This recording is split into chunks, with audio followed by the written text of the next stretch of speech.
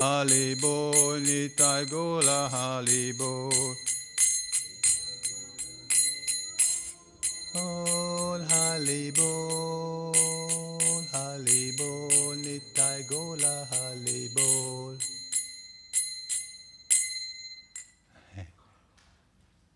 Is that yours? Oh, that one. Okay. Okay. Shri Shri Radha Gokulanda Ki Jai, Sita Ramlat Mahaman Ki Jai. If you can, please, if you would like, I'd like you to join if you can stay. That'd be nice. Yes. I mean, you can still see the deities turn that way, but okay. So welcome to our regular 6 o'clock Srimad Bhagavad Gita class. And today the topic will be, and we're in chapter 2, verse 62. Okay, so I'll read the Sanskrit and then translation.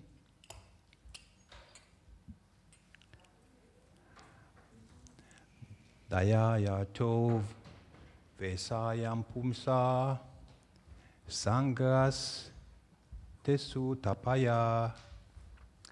Sorry, I'll say that again.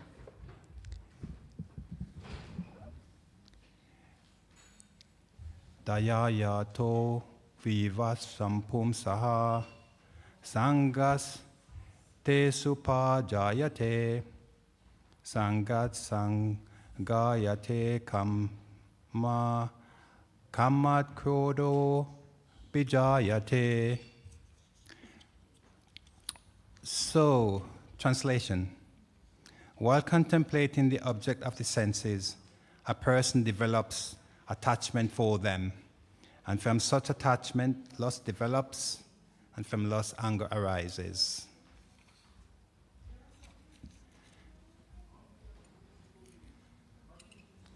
So there's a very short purport by Prabhupada. It's only half a page. So I'll just read it. One who is not conscious or Krishna conscious is subjected to material desires. While contemplating the object of desires of the senses, the sense requires real engagements. And if they are not engaged in the transcendental love and service of the Lord, they will certainly seek engagement in the service of materialism. In the material world, everyone, including Lord Shiva and Lord Brahma, to say nothing of other demigods or heavenly planets, is subjected to the influence of sense objects. And the only method to get out of this puzzle of material existence is to become Krishna conscious. Lord Shiva was in deep meditation, but when Parvati agitated him for sense pleasure, he agreed to the proposal. And as a result, Kartikeya was born. When Haridas Thakur was a young devotee of the Lord, he was similarly allured by the incarnation of Maya Devi. But Haridas easily passed the test because of his unalloyed devotion to Lord Krishna. As illustrated in the above-mentioned verse of Sri Yamunacharya, a sincere devotee of the Lord shuns all material sense enjoyment due to his higher taste for spiritual enjoyment in the association of the Lord. This is the secret of success. One who is not therefore in Krishna consciousness, however powerful he may be, in controlling the senses by artificial repression, is sure ultimately to fail, for the slightest thought of sense pleasure will agitate him to gratify the senses. So,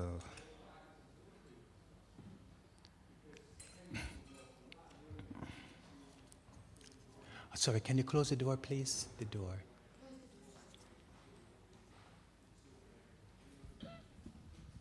Okay. So, Okay, so here we are. So we know that without controlling the senses, there's no possibility of getting out of material life, which is considered darkness. Controlling the senses, this is, of course, difficult to do. Because material life means sense enjoyment. And sense enjoyment is what we are here for when we've taken material body. We understand that material energy is bewildering. Under the influence, people lose the sense to forget the aim of life, what that is. And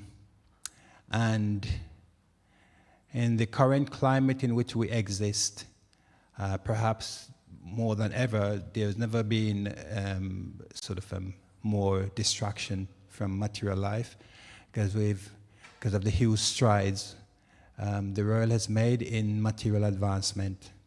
So there's plenty of distractions, that's for sure. So here we understand that the verse says the sense objects, and through contemplating sense objects, we develop lust, and then from lust, anger arises. So why is this the case? So we understand that when we contemplate sense objects, not that the senses in themselves are, because we need them, but they need to be purified. And when they are incorrectly used, then again we step down into the material pool. So we will look at this a little bit more. Anger arises from unfulfilled desires, lusty desires. On one hand, lust cannot be satisfied because it's always coming. Because we are meant for some kind of satisfaction, to please the self. The soul is eternal, is blissful, but the material sense enjoyment is a kind of imposition on the soul. So material things cannot ultimately cannot be satisfied, because it's an illusion. So we keep chasing the illusion. And when these desires are not satisfied, then anger arises. So the question might be asked then, so why is then that anger arises when they're not satisfied? The senses our lust is not satisfied.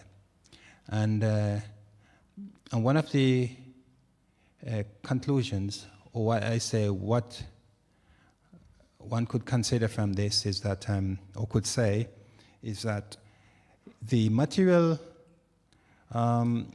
is the business of proprietorship. Because consider ourselves a proprietor, then we actually think that we should enjoy. And we should enjoy whatever we desire to enjoy. So when these desires are not fulfilled, then we become angry. Because we take on the business of proprietorship, thinking that it belongs to us. Things belong to us. Now, if in the service of the Lord, if we consider that everything belongs to the Lord, then there is no business of proprietorship. There's no thought of proprietorship. And there's no thought of wanting to load it over material nature and to enjoy separate from the Lord, separately. So this whole anger thing is coming from the position that we are actually the proprietor and the enjoyer. And to purify this, then we have to, as Prabhupada said in his purport here, then we have to turn to the service of the Lord to engage the senses properly. Or else we will not be freed.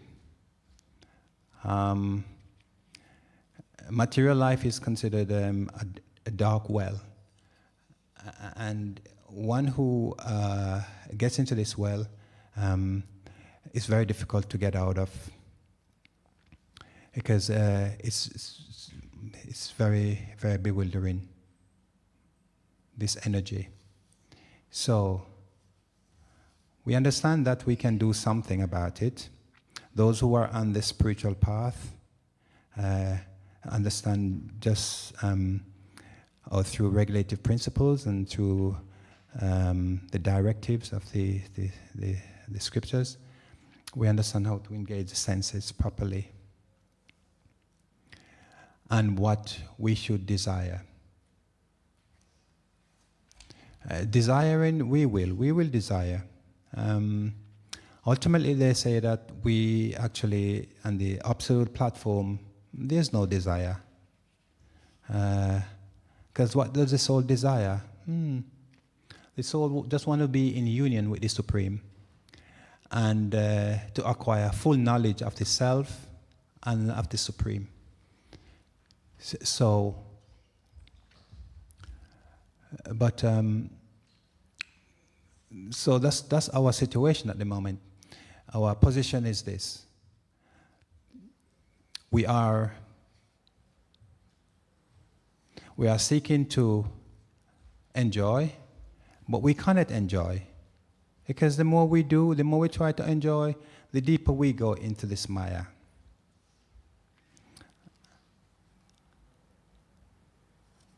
And the deeper we go, the more entangled. And then, ultimately, we have to take birth again. So therefore, we create millions and millions of impressions over lifetimes. And then in this life, we have to deal with those impressions by doing getting back on the spiritual path, engaging the senses, using tools in the correct way, using tools to remove impressions, Hare Krishna, like chanting and whatever tools are available for us in this current era we can use to purify the mind, the senses, and which is no easy business, because we've carried millions of impressions of our engagement with matter and contemplating the senses of the objects of the senses.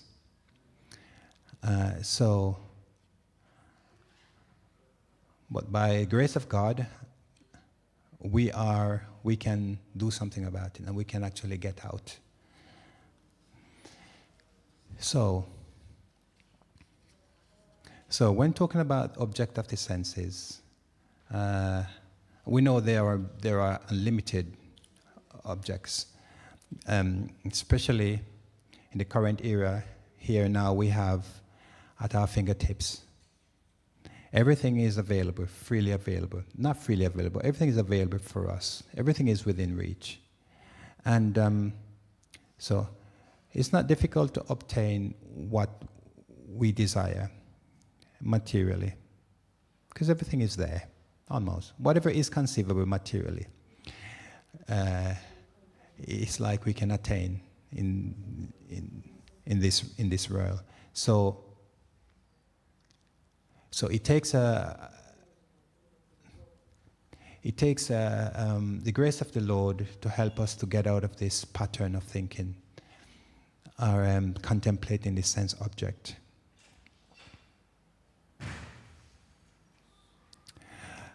And so it would be helpful to understand, to look at actually, what is the aim of life, and how do we get out of our current situation. So we can look up the hierarchy in what we're comprised of. the structure. The body we have, of course, that's its gross, that's the grossest form. Then we have the senses. Then we have the mind, we have the intelligence also, and the soul. The body is directed, is under the power of the senses, and the mind direct the senses, and the intelligence make decisions. Ultimately, the soul is aloof to all of these things. The soul is separate, and it's in its absolute pure state.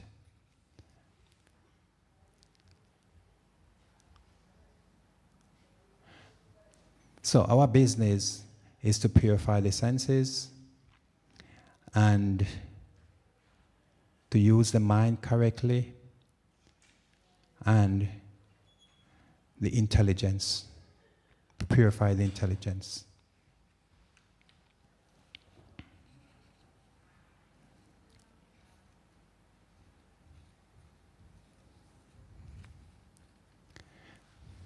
So it is said now that the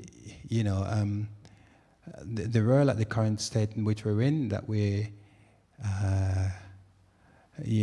under the modes. Primarily, what is prevalent is Rajatama. Rajatama, passion and ignorance. And we understand also that we have to come to the mode of goodness. Then we can think properly. Then we can direct the senses. Or we can control the senses, at least. But in the meantime, it might be very difficult to overcome the power of the senses because they are very strong. And the mind becomes attached to whatever it enjoys, and it overpowers the intelligence. So this is our situation. We are forced to behave this way and to act this way because of the illusory energy that we are under. The power of it.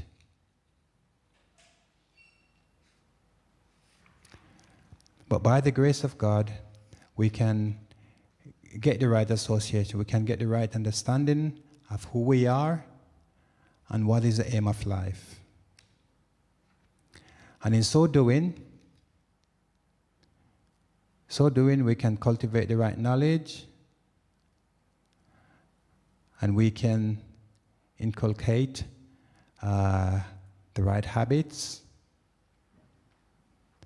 and then we can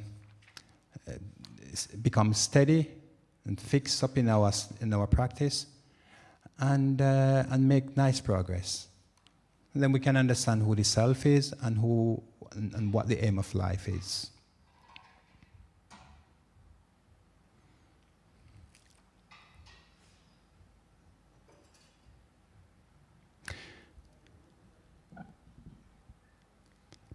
So the human being is meant for something much higher. And by developing higher tastes, one comes to understand that, or at least will be in a position of giving up the lower modes.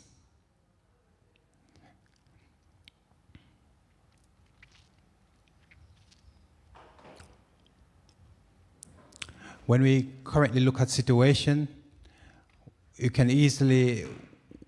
can become a little bit the trend or the direction in which the world is going. The human form of life is very much seem like it's been wasted because we have no attraction for spiritual life. Shri Shri Radha Gokulanda Ki Jai, Shri Shri Ram Latman Hanuman Ki Jai, Gonitai Ki Jai, Srila Prabhupada Ki Jai.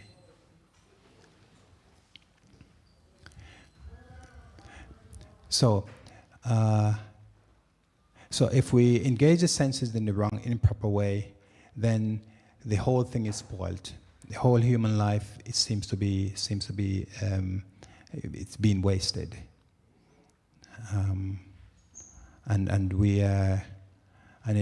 It's a precious gift, a very, very precious gift. So we should not lose the opportunity to use this correctly. It's important to purify one's existence. I think at any time now, anything can happen. The current state, the situation we're in globally. So,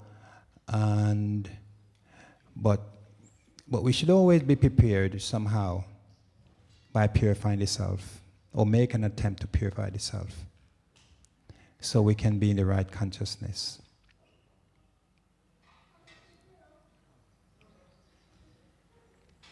At every moment.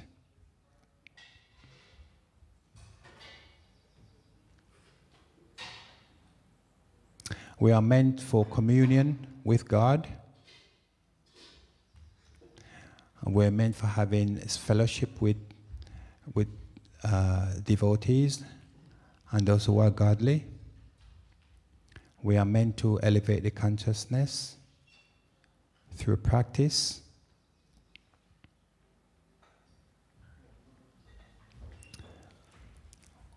We are meant to make serious endeavor to attain God consciousness.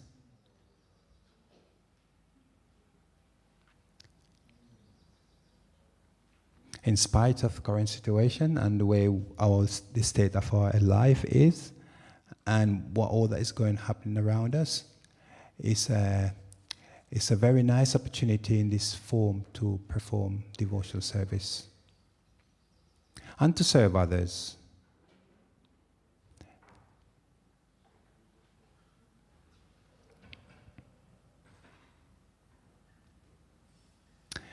And one must learn to pay gratitude at every step of the way. It reminds us also of our Supreme Helper, and also that we are co-workers.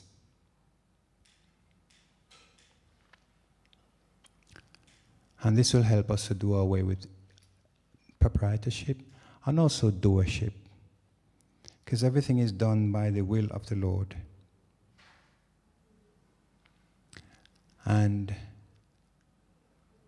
when we fully understand this, we can easily give all our activities and surrender everything that we do unto Him, or put Him at the center of our activities.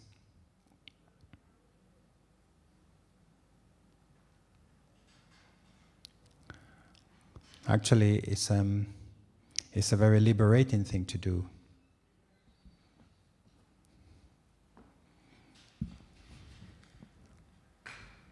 To know that everything is happening by the sweet will of the Supreme Lord.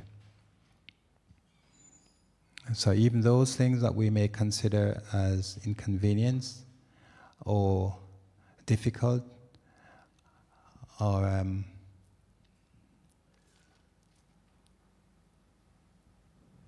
unfavorable or even bad, those situations we consider bad, because through His sweet will and everything is under His control. For us, it should just be an experience. We're just having an experience.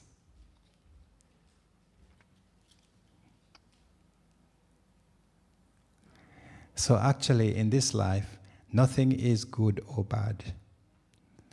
It's just the way we perceive things.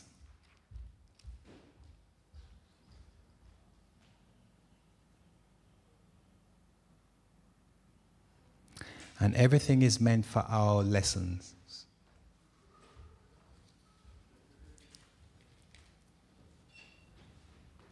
We should remember these things. We should remember to be kind to each other, to develop the good qualities, such as patience, tolerance, forgiveness.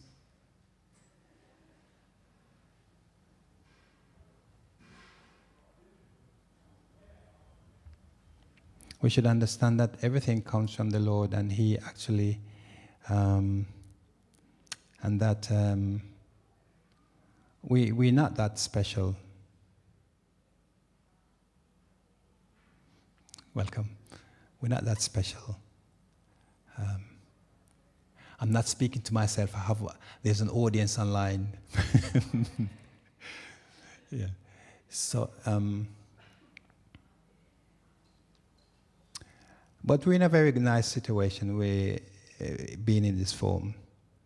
But the fact that we are bewildered by material energy just shows our limitation, and that we should depend on someone who is higher, who ultimately can deliver us from all miseries.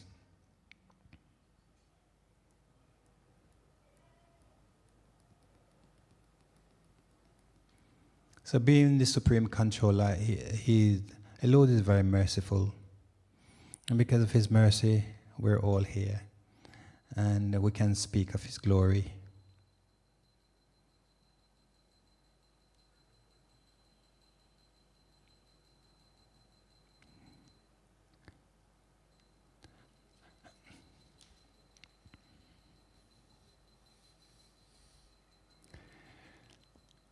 So we have the senses, and what to do with them, but to purify them, engage them in the proper way. So, and as we know, the senses are very strong, very, very difficult to control. The mind is absolutely very, very difficult to control. And He's the chief of all the senses. But, and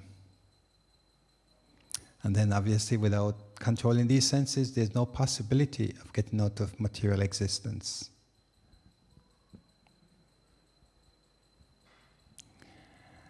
So because of that, we've been on this journey for many, many lifetimes, trying to, because we're so absorbed in the sense objects, or the objects of the senses.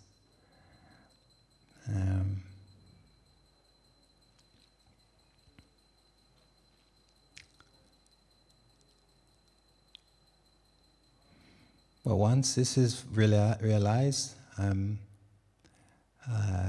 then we stick to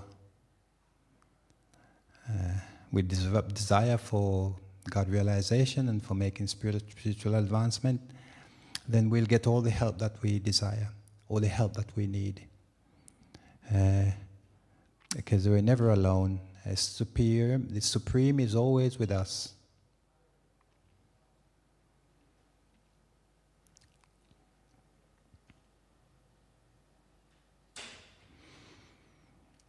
And it's quite also reassuring to know that in this life, even in our current state, we can achieve the perfection of life right here, right now. And what's that perfection? The perfection is, for me, the perfection is, someone asked me this question. So what's the perfection? It's getting out of the entanglement. My response would be to be free from ignorance, the covering of ignorance.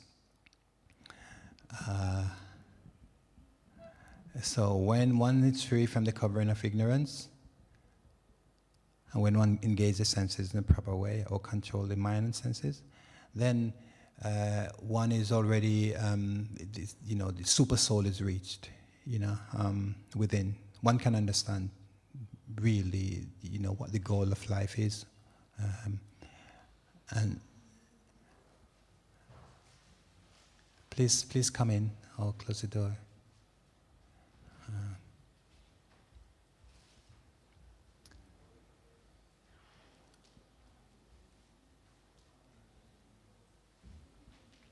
Yes. So when the covering of ignorance is removed, then one knows the purpose of life, the ultimate purpose, the ultimate goal. And when one is situated in that way, then freedom. One is liberated from material entanglement. Because one will see things, able to put things into their correct perspective. First of all, that we have no business in this cycle of birth and death. That is, we'll see the illusory energy at work, even though we may not fully understand how it's working, because no one does, I don't think.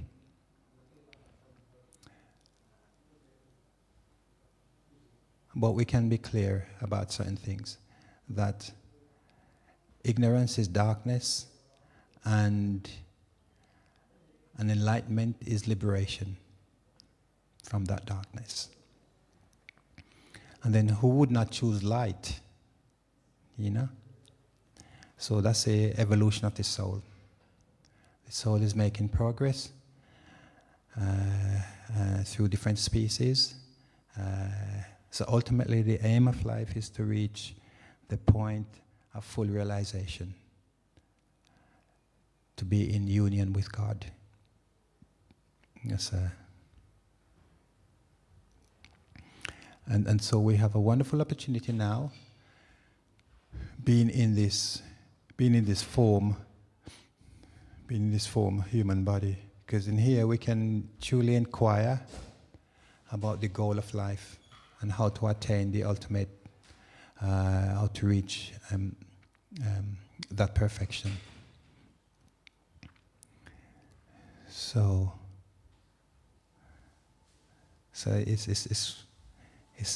it's wonderful. The scriptures are very comforting because they reassure. The scriptures reassure us about our position, about the goal, and how to attain that goal. So practically everything is already given.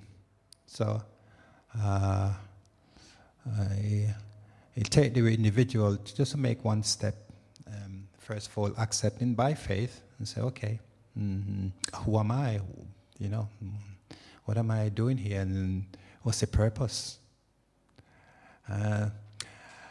Some people wait until they are absolutely frustrated, like, they've come to the end of it. When they're, materially exhausted. Hare Krishna. So, and there's nothing else to do. They've had it all, they've had it all. They've enjoyed the senses to the max. But yet, it is not satisfying. But this is the trick of Maya. So Maya is so alluring. She presents herself materially to be, in a way, to enjoy yourself, enjoy the material energy, and but we can't enjoy. It's not meant for enjoyment. No, because the soul does not require it. The soul is separate, and the soul is the real self. Or the soul desires something else, like real knowledge, real connection, union with the Supreme. So, at the moment we're in cage, the real self is in cage. But when the light comes, enlightenment, one attains enlightenment, then we can see. The soul shines through. So our process here and other processes, what the aim is, the goal is to remove the coverings, remove the external covering, so the soul can shine through. It's brilliant, and and who can understand the soul? What is it? is eternal. That's to start with. And what is eternity? Eternity means there is no beginning or end. I mean, that is inconceivable. But that's what the jiva is. So the jiva doesn't quite understand its true nature, its true position. So it struggles with material energy or against nature.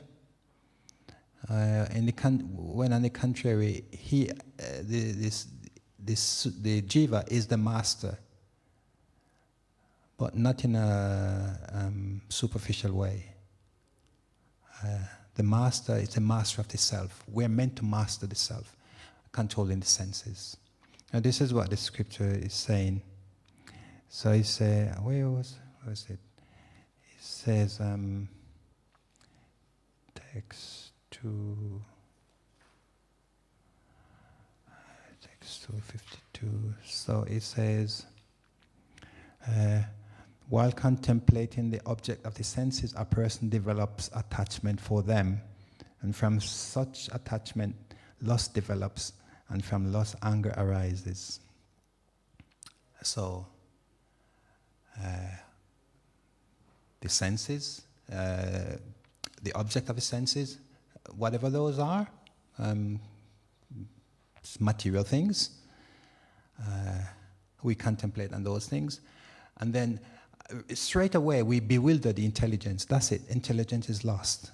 Because matter is an illusion. It doesn't matter what it is. To some degree, we are meant to use whatever it is we're given or whatever it is we have available. Use it in service, or use it because it's a tool. The idea is not to become attached. Because when we become attached, then lust develops. And then that lust cannot be satisfied. It cannot be. Because it's improperly placed. It's not placed in the proper order.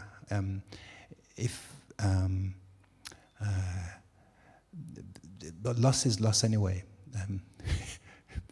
Is lust material? Can you have spiritual lust? Can you lust after something spiritual? I never heard that, but maybe there is this possibility.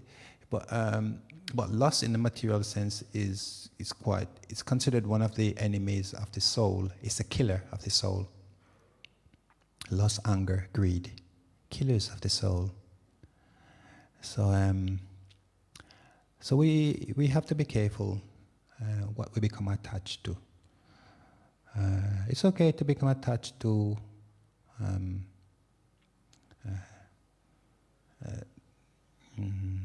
transcendence. Become attached to the transcendence.